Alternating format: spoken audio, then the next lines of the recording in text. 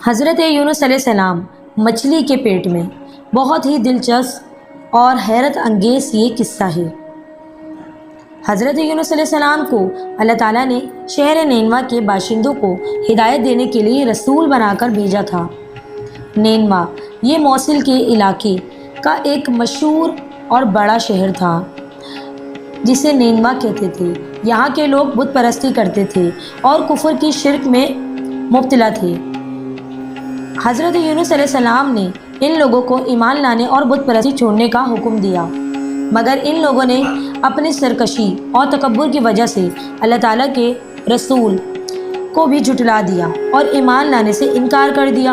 حضرت یونس علیہ السلام نے انہیں خبر دی کہ تم لوگوں پر ان قریب عذاب آنے والا ہے۔ اللہ اکبر!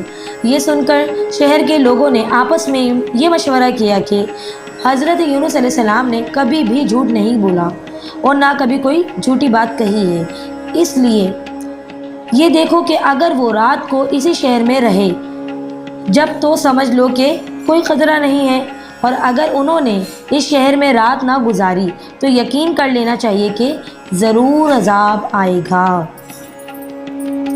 رات کو لوگوں نے یہ دیکھا کہ حضرت یونس علیہ السلام شہر سے باہر تشریف لے جا رہے ہیں، اور واقعی صبح ہوتے ہی عذاب کے آثار نظر آنے لگے کہ چاروں طرف سے کالی بدلیاں یعنی کہ بادل نمودار ہوئے اور ہر طرف سے دھواں اٹھ کر شہر پر چھا گیا۔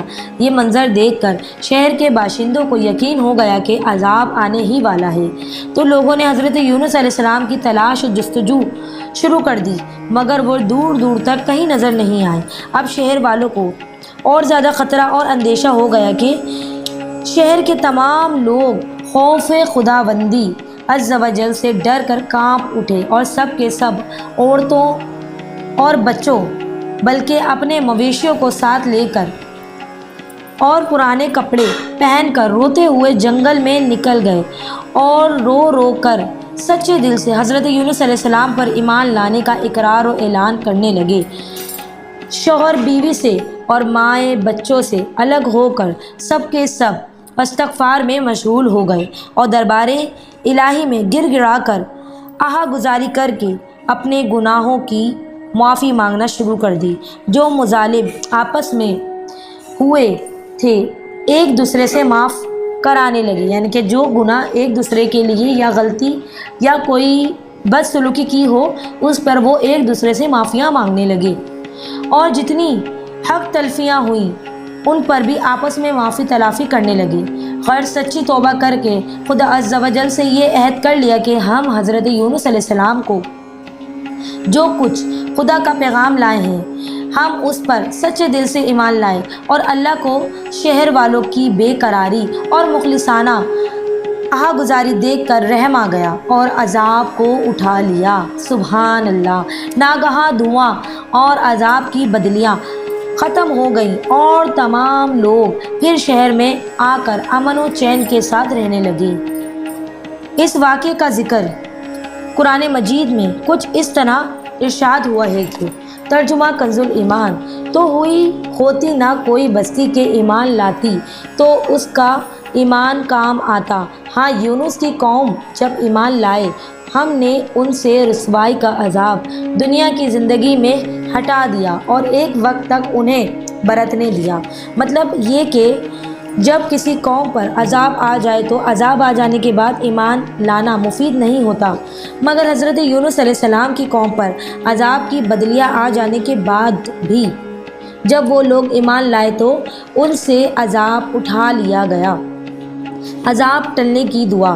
طبرانی شریف کی روایت ہے کہ شہر نینوا پر جب عذاب کی آثار ظاہر ہونے لگے تو حضرت یونس علیہ السلام باوجود تلاش و جستجو کے لوگوں کو نہیں ملے تو شہر والے گھبرا کر اپنے ایک عالم کے پاس گئے جو صاحب ایمان اور شیخ وقت تھے، اور ان سے فریاد کرنے لگے تو انہوں نے حکم دیا کہ تم لوگ یہ دعا پڑھ کر، یعنی کہ وظیفے کے طور پر ایک دعا دی، اور کہا کہ یہ دعا پڑھ کر دعائیں مانگو تو اس طرح عذاب ٹل جائے گا۔ تو وہ دعا کچھ یوں ہے جو کہ آپ اسکرین پہ دیکھ سکتے ہیں۔ یہ پڑھ کر عذاب آنے کے بعد کوئی دعائیں مانگیں گے کسی عذاب کو ٹالنے کے لیے تو اللہ عز و جل ضرور دعائیں قبول فرمائے گا۔ اور کچھ مفسرین کا کہنا ہے کہ یہ والی دعا تھی، یعنی کہ یہ دونوں دعائیں ہی کرامت ہیں کہ اگر ان دونوں دعاؤں میں سے کوئی سی بھی ایک دعا کوئی عذاب آ جائے تو اس میں یہ دعا مانگی جائے، دعا پڑھ کر عذاب ٹالنے کی دعا کی جائے تو ضرور قبول ہوگی، جو کہ آپ اسکرین پہ دیکھ رہے ہیں۔ بہرحال عذاب ٹل جانے کے بعد جب حضرت یونس علیہ السلام شہر کے قریب آئے تو آپ نے شہر میں عذاب کا کوئی اثر نہیں دیکھا۔ لوگوں نے عذاب عرض کیا کہ آپ اپنی قوم میں تشریف لے جائیں، تو آپ نے فرمایا کہ کس طرح اپنی قوم میں جا سکتا ہوں، میں نے تو ان لوگوں کو عذاب کی خبر دے کر شہر سے نکل گیا تھا مگر عذاب نہیں آیا، تو اب وہ لوگ مجھے جھوٹا سمجھ کر قتل کر دیں گے۔ آپ یہ فرما کر اور غصے میں بھر کر شہر سے پلٹ آئے اور ایک کشتی میں سوار ہو گئے۔ اب یہاں سے وہ قصہ سٹارٹ ہوتا ہے کہ جس کا ذکر قرآن مجید میں بھی ہے، جس کی بنا پر آیت کریمہ اتاری گئی تھی۔ تو وہ قصہ سٹارٹ ہوتا ہے اب جس میں حضرت یونس علیہ السلام مچھلی کے پیٹ میں چلے گئے تھے۔ کس طرح گئے تھے اب یہ قصہ آپ سنیے۔ شہر سے پلٹ کر آئے اور ایک کشتی میں سوار ہو گئے۔ یہ کشتی جب بیچ سمندر میں پہنچی تو کھڑی ہو گئی، یعنی کہ رک گئی۔ وہاں کے لوگوں کا یہ عقیدہ تھا کہ وہی کشتی سمندر میں کھڑی ہو جایا کرتی ہے جس کشتی میں کوئی بھاگا ہوا غلام سوار ہو جاتا ہے۔ اللہ اکبر۔ یہ کہنا تھا کہ حضرت یونس علیہ السلام دل ہی دل میں یہ سوچنے لگے کہ وہ شخص تو میں ہی ہوں، اور شرمندہ ہونے لگے کہ میں اپنی قوم کو چھوڑ کر کشتی میں سوار ہو گیا ہوں۔ تو کشتی والوں نے قرآن دازی کی، قرآن نکالا، یعنی کہ قرآن دازی کر کے ایک پرچی نکالی تو حضرت یونس علیہ السلام کا نام قرآن دازی میں نکلا۔ اس کا ذکر بھی قرآن شریف میں موجود ہے۔ تو کشتی والوں نے آپ کو سمندر میں پھینک دیا، کہنے لگے کہ آپ اس کشتی سے اتر جائیے کہ آپ کی وجہ سے یہ کشتی نہ آگے جائے گی نہ پیچھے جائے گی اور عنقریب ڈوب بھی سکتی ہے، تو آپ اس کشتی سے اتر جائیے۔ تو حضرت یونس علیہ السلام کو اس کشتی سے اتار دیا گیا بیچ سمندر میں اور پانی میں پھینک دیا گیا، اور کشتی والے کشتی لے کر روانہ ہو گئے، اور فوراً ہی ایک مچھلی، بڑی مچھلی آپ کو نگل گئی، اور مچھلی کے پیٹ میں جہاں بالکل اندھیرا تھا آپ مقید ہو گئے، یعنی کہ قید ہو گئے۔ مگر اسی حالت میں آپ نے کیا کیا؟